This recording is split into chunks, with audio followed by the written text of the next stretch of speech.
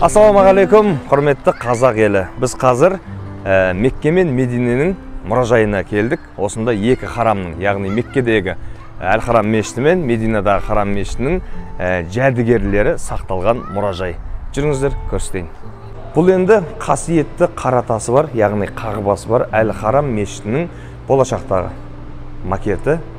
Болашақ болғанда алыс болашақ емес, осы жақын арада осылай жасалып жатыр. Қазір құрылыс осылай жүріп жатыр. Ана жерде екі бірдей вертолет қонатын өзінің жайы бар, әуежай деп айтамыз ба оны? Вертолет жай. Енді кеңдігі сұмдық кең болайын деп тұр екен.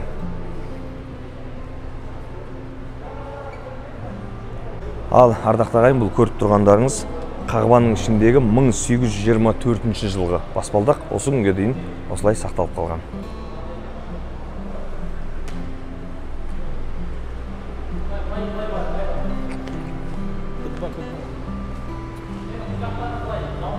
Қағбаның қасында Ибрахим алейхиссаламның ізі қалған тас бар. Соны арабтар осылай сыртын әдемілеп қаптап қояды, қоршап қояды. Бұл енді бұл ескісі, қазір Қағбаның жанында жаңасы тұр. Ал мынау қалғандары мұнаралар, сол кездегі мұнаралар, күмбездер әдемі. Бұлардың барлығы ауыстырылған, қазір жаңартылған. Осындай әдемі күмбездер болған, қазір мұражайда тұр. Ал бұл көріп тұрғандарыңыз ағайын 1576 жылы есіктердің төбесіне құйылған тас екен. Сол кездегі құйылған мрамор тастар. 1576 жылы. Сол кездің өзінде мынандай әдемі ою өрнекпен не деген сапалы тастар қойған. Керемет, е? Қазір де осындай тастар, бірақ енді білмеймін, айырмасы қандай екен. Сол кездің айырмасы жоқ сияқты меніңше. Бұл жерде тұрған заттардың барлығы көне заттар, барлығы Қағбадағы Әл-Харам мешітіне қатысты заттар. Есік, үлкен есік Осман империясы кезінде сол кезде қойылған есік деседі, Қағбаның есігі. Ал мынау Арабия Сауди кезінде қойылған есік. Ана жерде байқасаңыздар, екі бірдей оқтың ізі тұрған екен. Сол кезде бір покушениелер болған ғой. Ең қызығы ағайын. Мына тақтаны қарасаңыздар, бұл жерде ақындардың өлеңдерінің тармақтары жазылған екен. Бір замандар болған, ақындарға деген құрмет өте керемет болған. Сол кезде ақындардың дін туралы, яғни уағыздап жазылған өлеңдерін осылай харамға іліп қоятын болған. Ал мына ортада тұрған столбыны 1379 жылы Сұлтан Шабан бин Хусейн салған екен, яғни мәмлүктер салған. Мәмлүк деп біздерді айтады, яғни біздің салған осындай столбымыз екен. Керемет дүниелер өте көп. Ең қызыған ол ақындардың өлеңі болды ғой. Соны естейтінем де көп. Бірақ көзмен бірінші рет көріп тұрмын. Ақындарды шұғара дейтін болған, е? Ақындарға шапан жабатын болған. Пайғамбарымыздың өзі қай ақынға еді, бір ақынға шапанын жапқан. Содан ақынға шапан жабу деген дәстүр қазақта қалыптасып қалып кеткен. Бұл көріп тұрғандарыңыз жасыл мата. Қағбаның ішін осындай жасыл матамен жасайды. Бұрындары осында қызыл матада болған екен, бірақ қазір жасыл. Ал мынау Қағбаның сыртындағы мата. Осындай әдемі Құранның аяттарымен қолдан тігілген, жіптері алтын, өздері. Енді бұл технологиясы, осы жіптерін жасалу, матаның жасалу өте күрделі, керемет маталармен жасайтын көрінеді. Ұстап көруге болмайтын шығар, бірақ не бір жерін сымып қалған ба, тесіліп қалған ба, ол жерге де оқ тиюі де мүмкін. Мынау енді бәріміздің барып басымызды кіргізіп сүйгіміз келетін жаңағы Қағбаның бұрышындағы тастың сырты ғой. Қазір керемет, енді қазір уақыт өткен сайын жаңаланып жатыр ғой, жаңаланып жатыр. Мынау сол кездегі Қағбаның сыртындағы мата. Осылай Құран аяттары бар, Фатиха сүресімен төрт бұрышын жазған Алланың аяттарымен осылай. Барлығы жақындап қарасаңыз, кәдімгі алтын сияқты жіппен тігіп жасаған ғой әріптерін. Сол кездегі есіктегі мата. Ал бұл көріп тұрғандарыңыз сол кездегі есік. алтын жалатылған деп айтайын десем, алтынның өзі сияқты. Керемет, ақ алтын деп айтсақ та болады. Жаңағы сіздерге көрсеткен маталарды осындай бұрынғы технологиямен жасайтын болған. Бұрынғының өзінде керемет технология болса керек, тек қана қағбаның сыртындағы және ішіндегі маталарды осы аппаратпен тігіп отырған.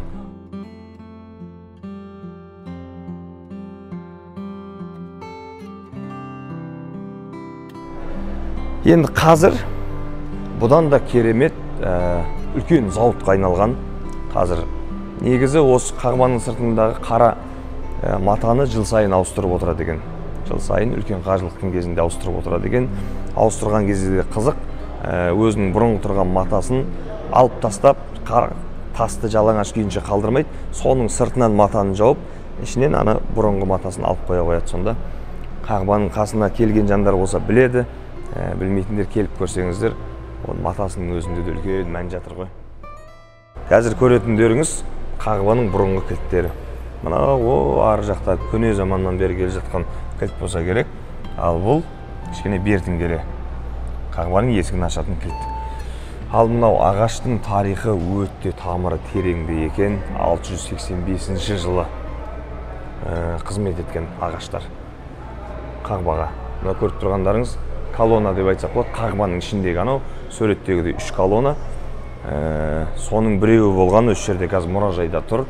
Оның орнында қазір жаңа енді неше түрлі тастан орнын алып тұрған жер қағбаның ішінде. Сол кездің кереметі ғой мынау. Қараңыздар, не деген үлкен ағаш. Ар жағында тастар да сол көне замандағы тастар. Қажыларға қызмет көрсететін, ортасында екеуі коляска деп айтсақ болады. Бұрынғылар арба дейін десем дөңгелек жоқ екен. Сонда қажыларға деген, ислам деген мейірім діні ғой енді. Бұрынғы қажылардың өзіне құрмет көрсетіп, бірақ 4 адам керек болғанда, мұқтаж жандарға жүре алмайтын адамдар қажылық жасайтын болса, 4 жағынан 4 адам көтеріп, айналып тәуап жасататын болған. Одан кейін мынандай дөңгелегі бар арбалар шыққан. Мына бертін келедегі кәдімгі қолданыста жүрген арба деп айтсақ болады. Ал бұл қазір 4 дөңгелегі бар, мотоцикл десек те болады, машина десек те болады. Қазіргі қажыларға тәуап жасау үшін Сафа Марваның арасын 7 рет айналу үшін арналған көліктер. Бұл көріп тұрғандарыңыз кілемдер 2000 жылдан бері қарай қолданыста болған кілемдер, яғни жайнамаз деп айтсақ та болады. Біз қазір қасиетті Құранымыздың осы мұражайда сақталған бөлімшесіндеміз. Бұл бұрынғы Құранның парақтары. Ал мынау Осман ибн Аффан қолына ұстаған алғашқы Құрандардың бірі. Бірақ бұл сол Құранның оригинал өзіміз, бұл көшірмес екен. Оның оригиналы біздің Өзбекстанда екен, яғни біздің даламызда екен, қызығы.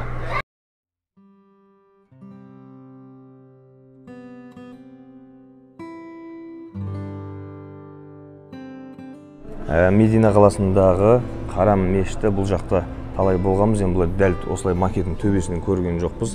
Болашақтағысы екен, қазіргісі деп айтсақ болады, өйткені тура қазір осындай Харам мешіті. Мына көріп тұрған жасыл күмбездеріңіздің астында пайғамбарымыз жатыр. Бұрын Медина қаласы осы Харам мешітінің кеңдігі қандай болса, осындай ақ болған деседі. Қазір Медина үлкен қала ғой. Құдай қаласа ол жаққа да барамыз. Мұражайдың бұл бөлігі Зәмзәмге арналады. Зәмзәм суының тарихын мен айтпай білетіндер көп. Бұл сол кездегі Зәмзәмді алатын құдық. Кәдімгі қауға шелекпен. Мына жақта қызық деректер бар.